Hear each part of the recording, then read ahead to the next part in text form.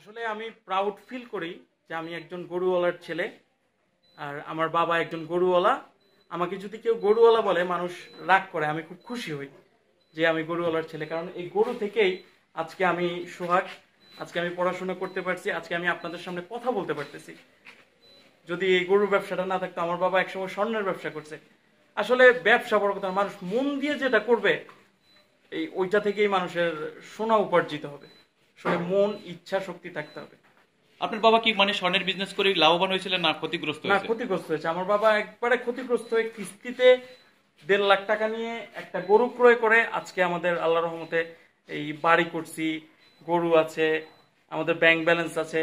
ইনশাল্লাহ আমরা মানে অনেক উন্নত হয়েছে, অনেক ডেভেলপ হয়েছি। গরু স্বর্ণের ব্যবসা করে আমরা যে রসাতলে গেছিলাম, আমরা পুরো কামব্যাক করে এখন আমরা একটা স্টাবলিশ পর্যায়ে আছি। বাপ দাদারা কি স্বর্ণের বিজনেস করছিল নাকি গরুর বিজনেস? গরুর ব্যবসা। তো আমার বাবা হয়তোবা ওই জিনিসটা বুঝতে একটু লেট করছে, যে আমার বাপ দাদারা সবাই করছে গরুর ব্যবসা, আমি কেন স্বর্ণের ব্যবসায় যাব। আসলে রক্ত, বংশ পরম্পরা একটা একটা টান থাকে, কেমন যেন একটা টান থাকে।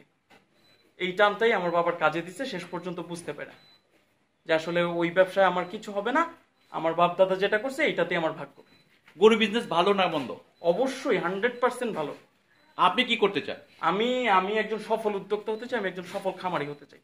সম্মানিত দর্শক ভাই ও বোনেরা, আসসালামু আলাইকুম ওয়া রাহমাতুল্লাহি ওয়া বারাকাতুহু। দেশ ও দেশের বাইরে যারা আমাদের প্রতিবেদন দেখছেন, আপনাদেরকে প্রীতি ও শুভেচ্ছা জানিয়ে শুরু করছি আজকের প্রতিবেদন। দর্শক, আজ আমরা আপনাদেরকে নিয়ে এসেছি ছোট্ট মনোহরিয়া আটি কেরানীগঞ্জ, রয়েছে মাফিয়া ডেইরি ফার্ম। দর্শক, এই মাফিয়া ডেইরি ফার্মের যে মালিক রয়েছেন, আমরা তার সাথে কথা বলবো এবং তাদের আসলে এই ছোটবেলা থেকে তার বাবা গরুগুলো পালন করতেন এবং গরুগুলো পালন বলতে তিনি 6 মাস 1 বছর পর্যন্ত গরুগুলো পালন করে এই গাভী গরুগুলোকে কিভাবে কি ধরনের দামে বিক্রি করবেন বিষয় নিয়ে চলুন কথা বলবো এই খামার মালিকের ছেলের সাথে। আসসালামু আলাইকুম সোহাগ ভাই, কেমন আছেন? ওয়ালাইকুম আসসালাম, আলহামদুলিল্লাহ। আপনি কেমন আছেন? আলহামদুলিল্লাহ, আমি ভালো আছি ভাই। আমাদেরকে একটু বলবেন যে আসলে এটা আপনার বাবা আসলে কত বছর ধরে এই খামারটা গরুগুলো পালন করছে, পাশাপাশি মানে আপনার ইচ্ছাটা কি, আসলে আপনিও কি আপনার বাবার মতন এই গরু পালনের সাথে সম্পৃক্ত থাকতে চান কিনা? হ্যাঁ, আসলে এই ব্যবসাটা এখন তো আর আগের মতো যে গরিব মানুষ গরু পালতো ওই পর্যায়ে নাই। এখন এটা সব বড় বড় কোম্পানির লোকেরা, বড় বড় লোকেরা এই ব্যবসার সাথে সম্পৃক্ত হচ্ছে এবং আমাদের দেশে দুধের পর্যাপ্ত পরিমাণ চাহিদা আছে, যেটা করে আমরা একটা মানে ভালো পর্যায়ে যেতে পারবো এই ব্যবসাটা করে। তো এই ব্যবসাটা আমার বাবা আমার চাইতে ছোট থাকতে করতো। এটা আমাদের ফ্যামিলি বিজনেস। আমার বাবা, চাচা, দাদা, এক কথায় সবাই এই ব্যবসার সাথে সম্পৃক্ত। বংশ পরম্পরা। হ্যাঁ, বংশ পরম্পরা ব্যবসা এটা আমাদের। মানে এটা আপনার বাবা থাকবে না, মা থাকবে না, কিন্তু এরপর আপনাদের প্রজন্মে একজনের পর একজন ধরে রাখতে চান। হ্যাঁ, এটা ধরে রাখতে চাই। আপনার বাবার কাছে কি করে এমন কোনো গল্প আছে যে গরু পালন করে তাদের অবস্থানটা অনেক পরিবর্তন হয়েছে? হ্যাঁ, অনেক পরিবর্তন হয়েছে। আসলে এই একটা গরু থেকেই আমাদের শুরু করা। আমাদের অবস্থাটা তেমন একটা ভালো ছিল না, খুবই খারাপ অবস্থা ছিল। তো আমার বাবা বিজনেস করে মানে স্বর্ণের ব্যবসা করতো। তো এটা করে এই আসলে কি এই বংশ পরম্পরা যে একটা টান, ওইটাই আসলে থেকে যায়। ওই ব্যবসা ওনারা শুট করে নেই, ওই ব্যবসায় অনেক ক্ষতিগ্রস্ত হয়েছে। তারপর একটা গরু থেকে শুরু করে মাশাআল্লাহ আলহামদুলিল্লাহ এখন আমাদের এই প্রায় 20-25 লাখ টাকার মতো ক্যাশ আছে। মানে স্বর্ণের বিজনেস থেকে গরুর বিজনেস, গরুর বিজনেস, স্বর্ণের বিজনেসের লস, গরুর বিজনেসের লাভ।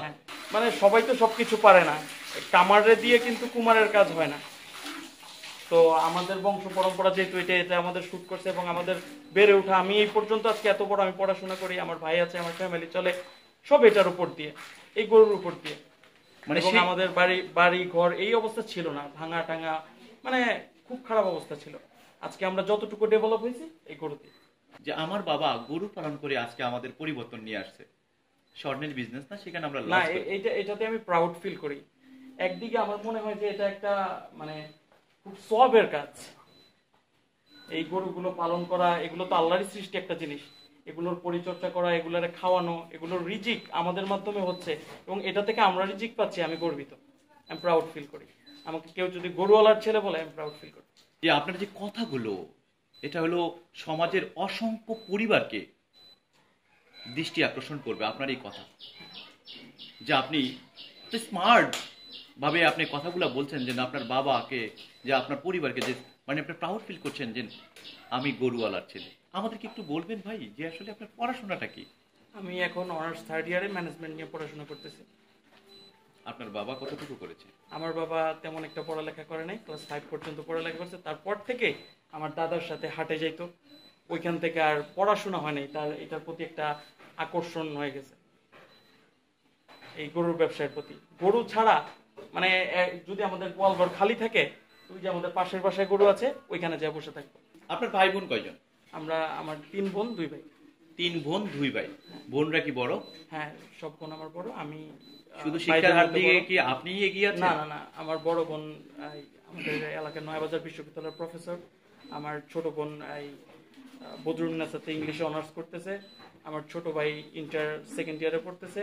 আমি অনার্স থার্ড ইয়ারে পড়তেছি। আলহামদুলিল্লাহ সবাই শিক্ষিত।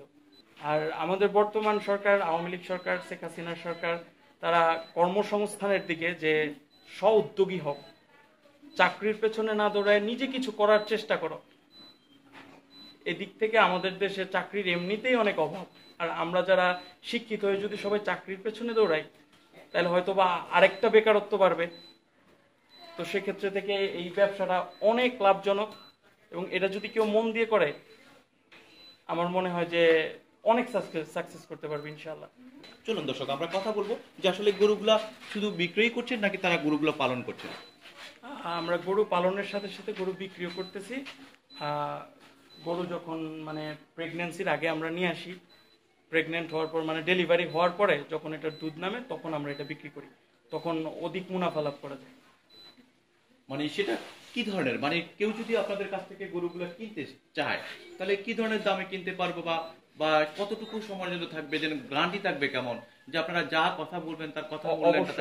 আমার বাবার একটা মানুষ যদি একদম ছোট থেকে মানে বই না পড়ে শুধু গরু পড়ে, আর আমরা জানি একটা মানুষ চেনা অনেক কষ্টকর, কিন্তু একটা প্রাণীরে খুব সহজে চেনা যায়। আর এই গৃহপালিত পশু যেগুলো, এগুলো মানুষের চাইতে অনেক ভালো। ওরা আপনি যেমন কর্ম করবেন ঠিক তেমনটাই ফল দিবে। তো আমার বাবা এটার প্রতি এতই এক্সপেরিয়েন্স, উনি আইডিয়া করে অনেক কিছু বলে দিতে পারে, যে গরুটার দুধ কত হবে, এখন কত আছে, বিয়ানোর পরে কত হবে, কি অনেক জ্ঞান সম্পন্ন এই ব্যাপারে, অনেক অভিজ্ঞ। দাম সম্পর্কে একটু জানাতে চাচ্ছি। আপনাদের এই গরুটা এটা কোন জাতের? এটা হচ্ছে অস্ট্রেলিয়ান। অস্ট্রেলিয়া? হ্যাঁ।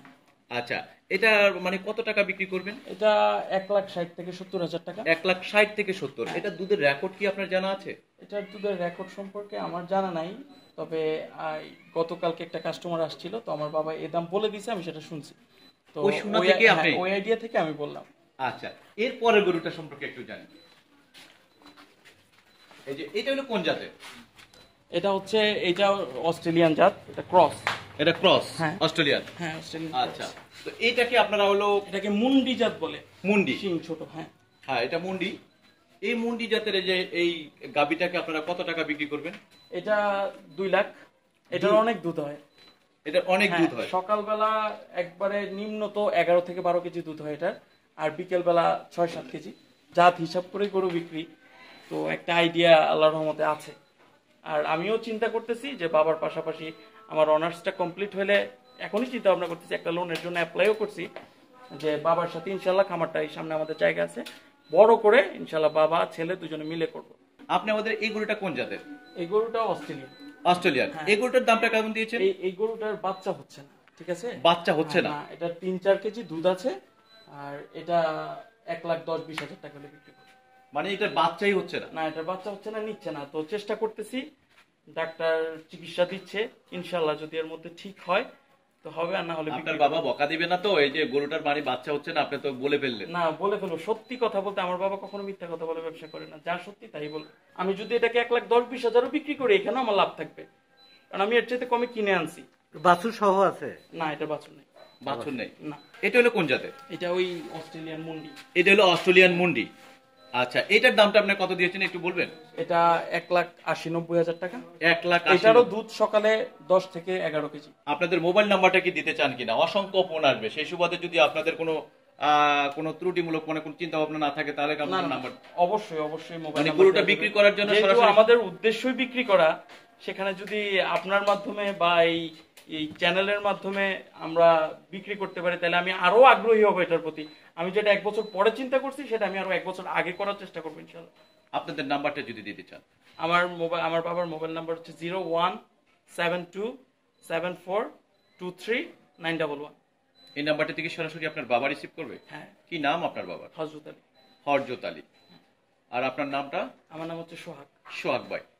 হ্যাঁ সোহাগ ভাই, অনেক কথা বললাম, ভালো লাগলো আপনার সাথে। আপনার কথাগুলো আসলে মানে একটার পর একটা প্রশ্ন করতে ইচ্ছে করে, কারণ আমি ভাবছিলাম যে আপনি পড়াশোনা জানা মানুষ, আসলে আপনার এই বিষয়ে মানে হলো গরু পালনের বিষয় নিয়ে আপনি কোনো কথাই বলতে পারেন না, যে আপনার দেখা দেখি আমিও বলতে পারি খুব আনন্দিত যে মানে- আমি আজকে বলার সুযোগ হয়েছে, আমি বলতে পারছি। এবং আমি সবাইকে বলবো, আমার ইয়ং জেনারেশনের প্রতি একটা দৃষ্টি আকর্ষণ থাকবে যে তোমরা পড়াশোনা করে স্বাবলম্বী হওয়ার চেষ্টা করো, স্ব উদ্যোগী হও। যে অনেকে পড়াশোনা করতে গিয়ে কলেজ এবং বন্ধু বান্ধবের সাথে মিশে নেশাগ্রস্ত হয়ে যাচ্ছে, এই বিষয়টাকে আপনি কিভাবে দেখছেন? আসলে এটা অনেক ক্ষেত্রে দেখা গেছে যে পরিবার অনেকটা এটা মানে পরিবারের উপরে অনেকটা দায় দিব আমি।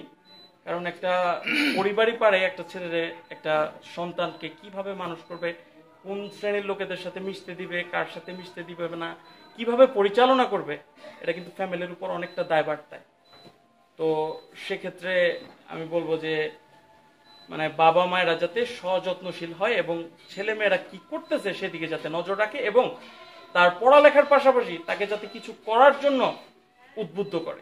কিন্তু আপনার বাবা তো গরু কেনা বেচা এর ভিতরে দৌড়াদৌড়ি করছে, আপনারা কার সাথে মিশলেন না মিশলেন সেটা তো আপনার বাবা কোনো খেয়াল রাখার আমার কিছু? বাবা না দৌড়াদৌড়ি করছে বলতে কি, রাতের বেলায় দিনের বেলায় আমার মা আছে, আমার বাবা আছে। আমি তো মানে কোথায় যাই, আমি বাসা থেকে বেরোইলে আমার বন্ধুর একটা দোকান আছে, এই পর্যন্ত। আমরা ওইখানে বসে আলাপ আলোচনা করি। আমরা ওই পাশাপাশি জমির বিজনেস করি। আমরা 2-4টা জমি কিনছি এবং বিক্রি করছি, কারণ ওই আমাদের এইদিকে এখন জমির চাহিদাটা অনেক বেশি, অনেক বেড়ে গেছে, দামও ওই গত 2 বছরের তুলনায় দ্বিগুণ হয়ে গেছে। তো যেহেতু আমরা বুঝি এই বিষয়টা, সেক্ষেত্রে আমরা 4-5 জন বন্ধু বান্ধব মিলে কিছু জমি ক্রয় করি এবং বিক্রি করি। জমি ক্রয় বিক্রয়ের জন্য সেদের সুবাদে আপনার যে বাবার নাম্বারটা দেওয়া আছে, আপনার সাথে যোগাযোগ করতে পারবে? অবশ্যই অবশ্যই, সে নাম্বারে আমার সাথে যোগাযোগ করতে পারবে। আপনার সাথে যোগাযোগ করতে পারবে। একটা শিক্ষিত মানুষ, এই অশিক্ষিতদের আমি জানি শিক্ষা আলো, তো ব্রেনের যে আলো শিক্ষাটা, এটা দিয়ে আমার বুঝতে হবে যে আমি কোন মানুষের সাথে চলবো। বই তো আমার এইটুকু শিক্ষা অন্তত দিছে এবং আমি বই পড়ে এটা পাইছি, এটা সঠিক প্রয়োগ করতে হবে। শুধু পড়ে বসে থাকলেই হবে না, মুখস্থ বিদ্যা অর্জন করলে চলবে না, এটা প্রয়োগ করতে হবে। আসলে সবাই অনেকে ভুল করে বুঝতে পারে না যে আমি ভুল করছি, ভুল করে সূত্রে নেওয়াটাই কিন্তু উচিত। উনি ওনার নিজের ক্ষেত্রে পারে নাই, উনি ওনার ছেলে মেয়ে, উনি আমাদের উপরে সেটা প্রয়োগ করছে। উনি ওনার ভুলটা বুঝতে পেরে আমাদেরকে শিক্ষিত করছে। আর ডাক্তার আইসা যদি একটা প্রেসক্রিপশন করে একটা ওষুধের, উনি সেটা লিখতে পারে না, উনি সেটা বলতে পারে না, সেটা আমাদের লিখতে হয়, আমাদের বলতে হয়, যাতে আমরা আমাদের বাবার মতো আরেকজনের সাহায্য নিতে না হয়, সেজন্য আমাদেরকে শিক্ষিত করা। মানে আবার আপনার বাবা মানে ভুল করে যে পড়াশোনা করার যে পড়াশোনার যে মূল্যায়নটা সেটা বুঝতে পেরেই কিন্তু তার হলো আজকে হলো আপনাদেরকে মানে সুশিক্ষিত হ্যাঁ। করা। সোহাগ ভাই, অনেক অনেক ধন্যবাদ আপনার সময় দেওয়ার জন্য। দর্শক আপনারা শুনলেন, আসলে একজন গুরু পালন করে আসলে যে বাবা পড়াশোনাই করেন নাই, সেই সন্তানদেরকে কিভাবে সুশিক্ষিত করলে, শুধুমাত্র একটি সন্তানকে না, মানে হলো তাদের যে মানে হলো ভাই বোন যে কয়জন আছে তারা কতটা সুশিক্ষিত হয়েছে সেই বিষয়গুলো কিন্তু এই সোহাগ ভাইয়ের কাছ থেকে জানতে পারলেন। এবং কথাগুলো বটলার ভিতরে যে বাচনভঙ্গিগুলো ছিল, যে তারা প্রাউড ফিল করছে তার বাবা গরু পালন করছে, একজন গরুওয়ালার ছেলে, সেই বিষয়গুলো যে বন্ধু বান্ধবের কাছে কিন্তু কথাগুলো গর্বের সাথে তিনি সেগুলো প্রকাশ করতেছেন এবং সেই কথাগুলো নিয়ে তিনি গর্ব করেন। এক কথায় বলা যায় সব কথার মধ্য থেকে যে কথাগুলো বেরোয় আসতেছে সোহাগ ভাইয়ের কাছ থেকে, যে পরিবারের শুধু এই যে কোনো কিছুই ছিল না তার কথাটি কিন্তু তিনি নিজেই বলে গেছেন।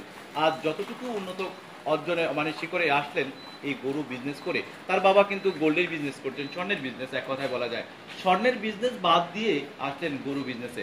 আর সেখানেই এই বিজনেসটি করতে এসে কতটা তাদের পরিবারের মানে হলো পরিবর্তন আসছে সেইগুলো বিষয়গুলো জানতে পেরেছেন। প্রবাসী এবং দেশের ভাই বন্ধু সবাইকে আমরা এক কথা বলবো, আপনি আপনার ব্যবসায় আপনি কতটুকু মূল্যায়ন করছেন বা কতটুকু ব্যবসায় সময় দিচ্ছেন, সেই সময়ের উপরে নির্ভর করবে এগুলো আপনার ব্যবসার সাফল্য। দর্শক ভালো থাকবেন, সুস্থ থাকবেন, আল্লাহ হাফেজ।